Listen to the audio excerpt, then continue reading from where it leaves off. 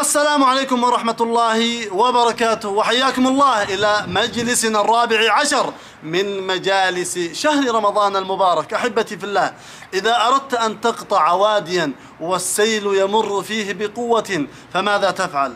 فإنك تشمر عن ساعد الجد وتجتهد حتى تجتاز هذا الوادي وتصل إلى مكانك.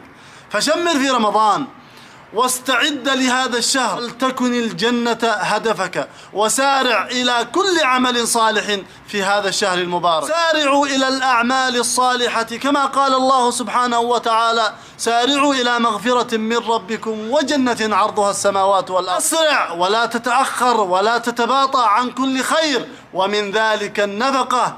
ابذل يدك بالصدقة وتصدق هنا وهنا، وليكن رمضان شهر الزكاة وشهر النفقات وشهر الصدقات في كل يوم، كما قال عليه الصلاة والسلام: لا تحقرن شيئا من الصدقة ولو بشق تمرة. وكما قال أيضا: لا تحقرن من المعروف شيئا ولو أن تلقى أخاك بوجه طلق. ضم غيظك واعف عن الناس ولا تنتقم لنفسك، كما قال الله: والعافين عن الناس. فمن عفا وأصلح فأجره على الله. كن من المحسنين حتى يتحقق لك حب الله، فإن الله عز وجل يقول: والله يحب المحسنين. سابق إلى كل خير وإلى كل ما يقربك إلى الله وإلى جنته ومغفرته، كما قال الله عز وجل: سابقوا إلى مغفرة من ربكم. أيها المسلم، اجتهد في كل طاعة وحافظ على جميع أذكارك وأورادك،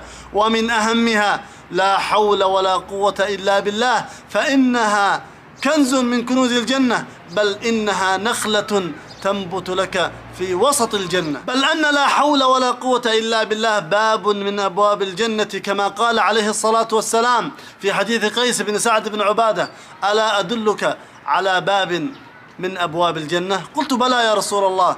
قال: لا حول ولا قوة إلا بالله. أسأل الله أن يوفقني وإياكم لكل خير، وأن يبلغنا نهاية رمضان وليلة القدر على وجه الخصوص.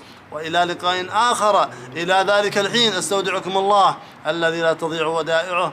السلام عليكم ورحمة الله.